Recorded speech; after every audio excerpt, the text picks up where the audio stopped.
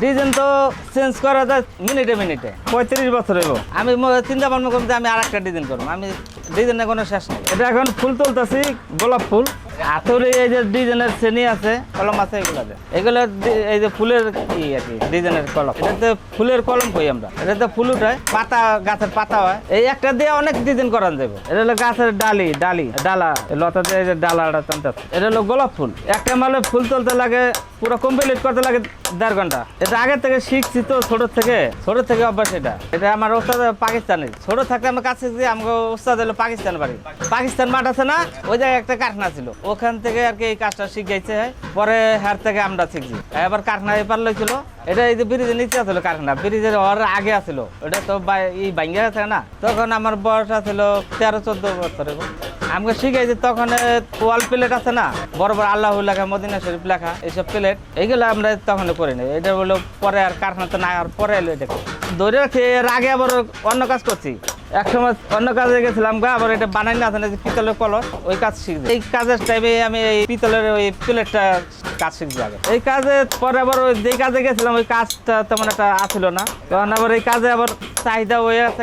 Design তো আগে আমরা দেখে শিখছি। একটা মাল দেখছি, ওটা দেখে আর কি আমরা এখন আর দেখুন লাগে না। এখন ডিজাইন তো ডিজাইন ই করতে পারি।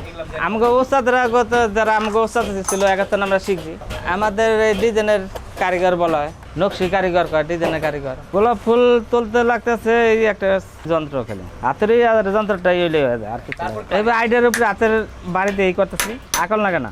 গোলাপ ফুল অন্য ফুল আছে চলে, এই ফুলটা এই টপের ভিতরে এইগুলোই চলে। ফুল আছে, সূর্যমুখী ফুল আছে, শাপলা ফুল আছে না। এটা নিচে বলে হাফরন, পাতা হইলে এই সাইডে, এটা হলো নিচের কাজটা। গোলাপ ফুল নিচে পাতা চলতেছে, পাতা মারতাছি।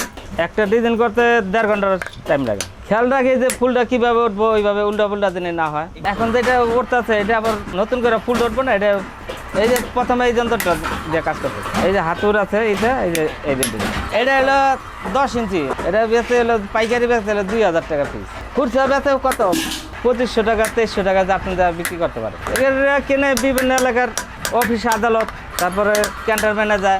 আমরা মাঝে মাঝে আহে না, সেনাবাহিনী কাজ আহে। আমার দোকান আছে ওপার, ওই দোকানে অর্ডার দেয় দোকানদার করতেন, আবার আমরা দিয়া দেয় মালটা তারে, আবার দিয়া দেয় ওই জায়গা করতেন অর্ডারটা লয়। হোটেলের কাজে নেয়, আবার বড় বড় অফিস আদালতে এইগুলো।